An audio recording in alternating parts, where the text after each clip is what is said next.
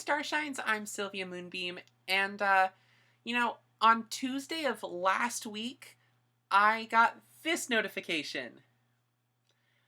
500 subscribers is so exciting! It's weird to think that there are 500 plus of you that actually care enough about listening to me talk.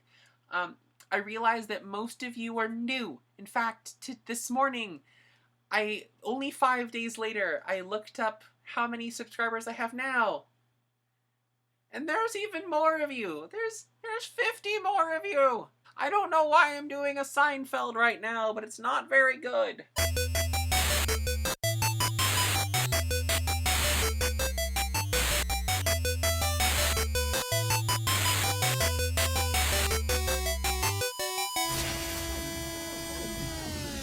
So, as a 500 subscriber special, I don't know what to do because, well, this kind of came unplanned.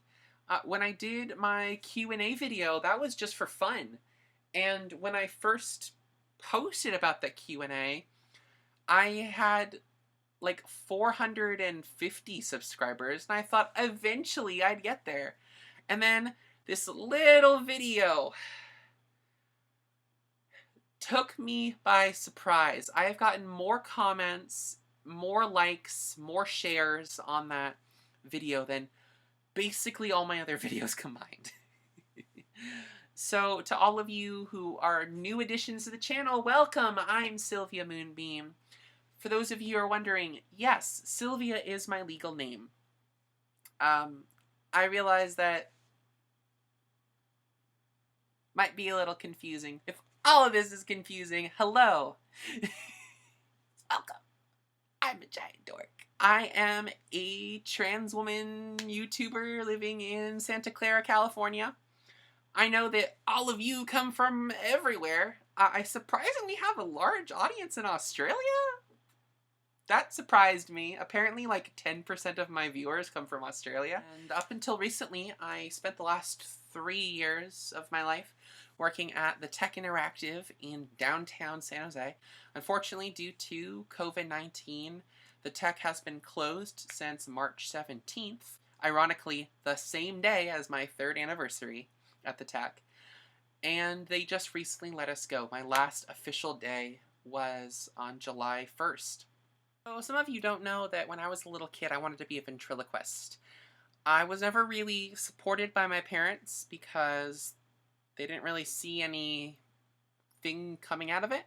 After all, I was amateur and they didn't want to pay for lessons. So, because I no longer have the puppet I practiced with as a youngin', here today, one time only, is Saki the Sock. Hello, how are you today? That's a really deep voice you have there, Saki. Was that a Sans laugh, like from Undertale? It's a beautiful day outside. Birds are singing. Flowers are hooting. On days like this, kids like you.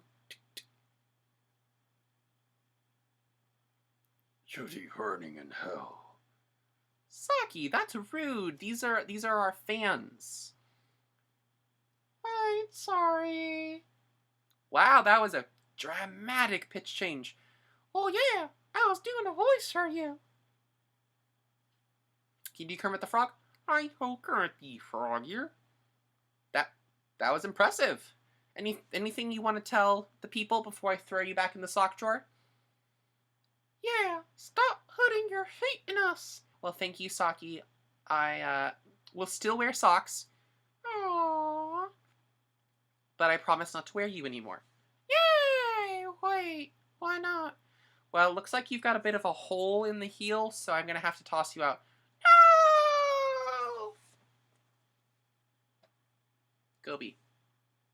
So I talked about a lot of things in my Q&A video, and because I talked about Pokemon a good bit, I'm actually really happy to say that one of my next videos is going to be a video about all my favorite Pokemon of each type. Some of my picks will be obvious, some of my picks may surprise you. But because I haven't really touched Magic in a while, Yeah, I still play Magic. Can you believe that? I thought I'd kind of quickly talk about my decks. I'm not going to go into them extensively. So I have two commander decks. The one in my green box is a green with red splash commander featuring Mina and Den Wildborn as my commander. I also refer to this deck by two different names. One is Death by Subsidence, and if you don't know what subsidence is, it's basically when like underground erosion creates like caverns underground, and then too much pressure causes it to collapse in. If subsidence wasn't enough of a giveaway, this is a landfall deck, and I love landfall. It's actually my favorite mechanic, and who is better for landfall deck than Nissa Ravane, my favorite planeswalker? I have like 7 different versions of Nissa in this, and they all have different effects relating to lands. Hence why this deck has the secondary name of Oops All Nissas.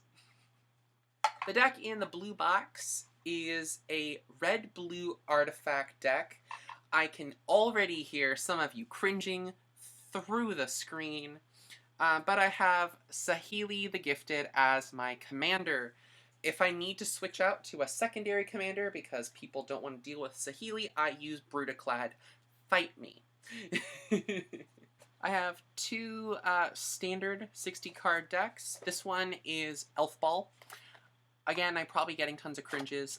This is green with a splash of white and black, and it is a literal splash because all of the basic lands are forests. I have 3 copies of a green-white dual land and 3 copies of a green-black. And for those of you who are wondering, is that splash worth it? Probably not, but it's Elf Ball, so I don't really need the splash to win, but the splash is 100% just for Shaman of the Pack, which I have 2 copies of. And Shaman of the Pack is literally just a win con. This pink box is what I refer to as my Howl of the Wild or Call of the Night Pack deck. So, for this wolf deck, it has a number of combos. However, the star of the deck is Howl of the Night Pack, which gives you a 2/2 green wolf for every forest you control. And it is a predominantly green deck. Again, there is a little bit of splash, but this time it's just white splash. So how the deck essentially works is if I have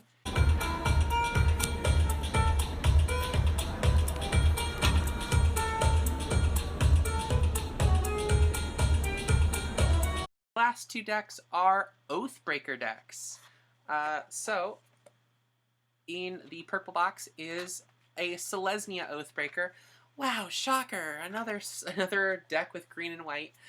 So if you're not familiar with Oathbreaker, I recommend checking out a video like this to learn about how Oathbreaker is learn how Oathbreaker is played. My Oathbreaker in particular for this deck is Huatli Radiant Champion, and for the signature spell I have Heroic Intervention, arguably one of the best 2-cost cards in the game, in my humble opinion. And this last deck is my newest deck. The Evolutions box was given to me by my friend Miko. Miko has been a friend since middle school, and they're actually one of my oldest friends. So thanks Miko. I appreciate it, and I hope you know that I still use the deck box. For this, it is a Simic, but not traditional Simic. My Oathbreaker for this is Nissa, Steward of the Elements. Hey look, Nissa's back! And because I'm trash, I use Heroic Intervention again, because it's a good card. So, I don't know if this is the video you are all expecting, Again, it's only 500 subscribers, so I didn't really feel like I had to go that crazy, especially since I just did my Q&A video. But this little video was just kind of a thanks to all of you who've been supporting the channel. Doesn't matter if it's been, 5 days or 5 years. I really appreciate it, and I look forward to making more content for you all. Until next time, I've been Sylvia-Moonbeam. If you liked this video, you know what to do by now. See you all later, Starshines.